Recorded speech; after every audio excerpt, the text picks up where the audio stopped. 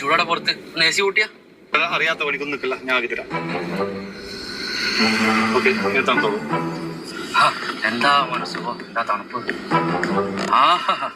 എന്ത് സുഖം, എന്ത് സുഖം, അടിപൊളി.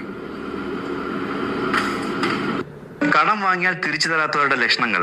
കടം വാങ്ങുന്നത് ഇവർക്കൊരു ശീലമാണ്. വാങ്ങിയ കടം തിരിച്ചു നൽകണമെന്ന് യാതൊരു ചിന്തയും ഇവർക്കുണ്ടാവില്ല.